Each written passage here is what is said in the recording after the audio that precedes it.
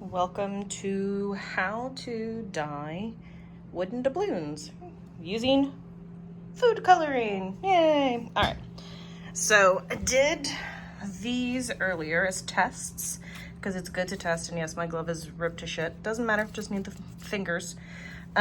These are dry. They're not gonna get dye all over anything. So I tested my color. I like this color. This is what I'm gonna be going with. So this way I can do a big batch at once. These are other tests that I'm doing. This is how this blue came out. Some of my old aqua gel color.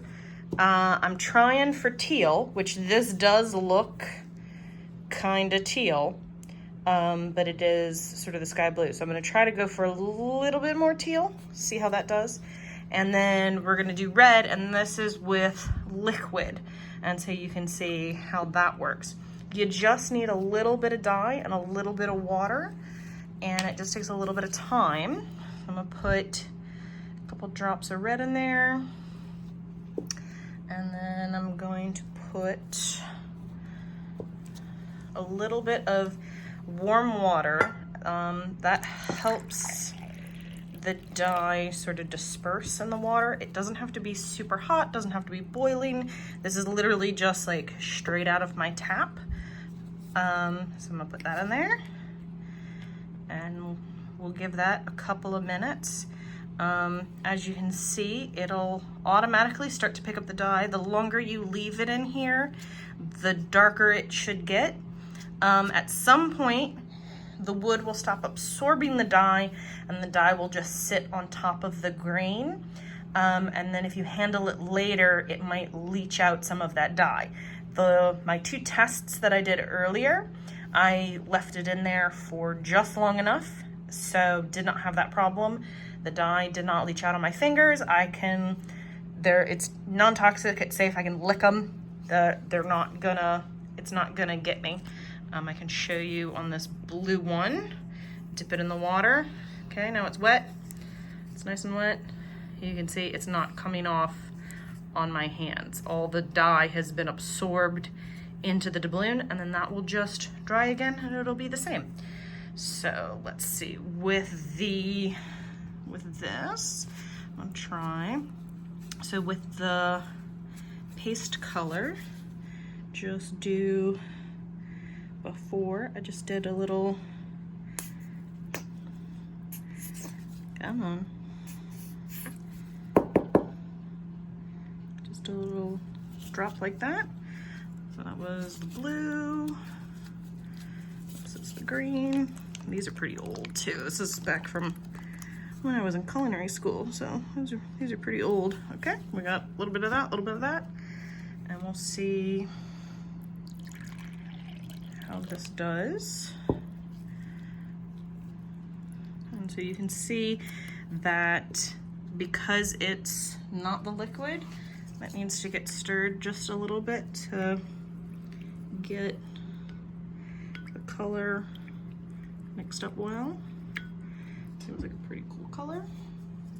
See how that comes out. So I'm gonna throw that in there. We'll see how that one does and see if that is about the color I want, or if I need to add a little bit of blue, or if I need to add something else to it. And that's the nice thing, is that you can sort of mix your colors and decide. So for the big one, I'm gonna do, because I mean I've done them all for the small ones, so I'm gonna do a bunch of dye in here, a bunch of water. So the thing is, if I put too much dye in there, I can just add a little water. And the thing with doing this is that they can come out kind of light at first, and that's not a big deal. If it's too light, you can always throw it back in later and try again. Try to get it to darken up. As you can see, I gotta sort of break up all the dye with a wooden stick.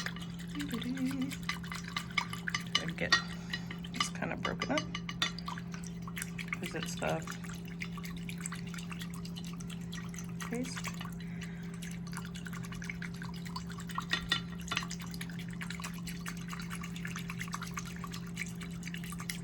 And of course, sometimes it can be hard to see when stuff is sitting in the dye if it's how dark you want it. But you can always take let's get in there, and I can always add in a little bit more dye maybe. See if that helps.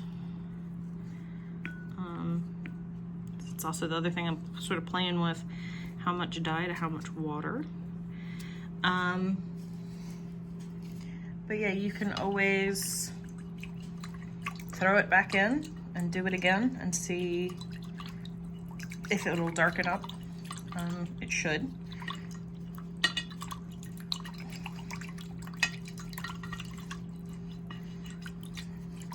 And what I figured was that, I mean, the cold water dye, you just dip it in there and then you're done. But if you mix up your batch of dye a little too thick, then they come out really dark, and you can't go back once they're dark. So, and I figure most people have food coloring sitting around at their house, or it's really easy and cheap to get a hold of.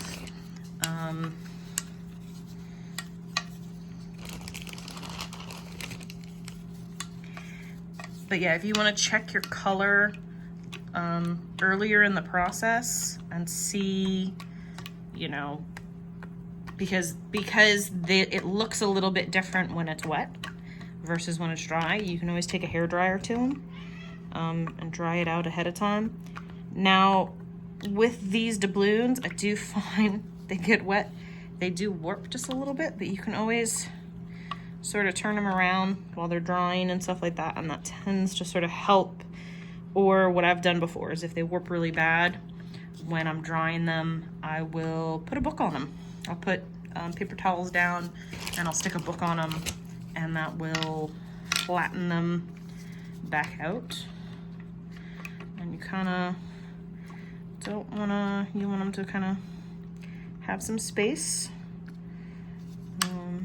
But obviously these are all floating, so I'll do that as a batch. And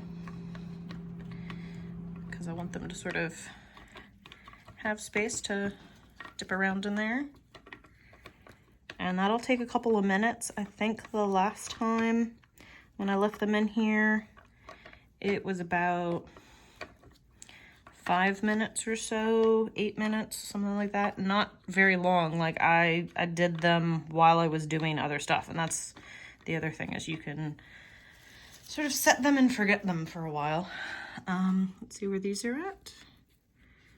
So that I think is looking, we'll try that and see where that gets us as a color. And if I want to go darker, then I can always put it back in there later.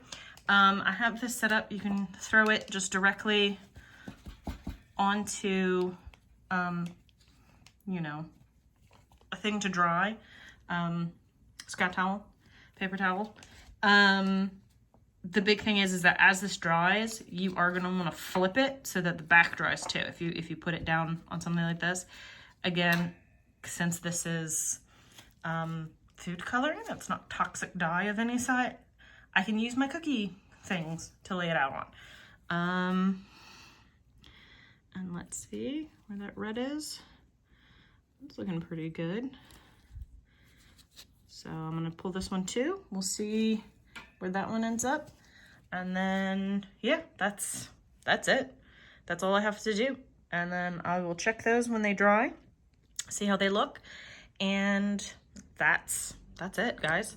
So get your doubloons, get them dyed, decorate them, add some stuff to them.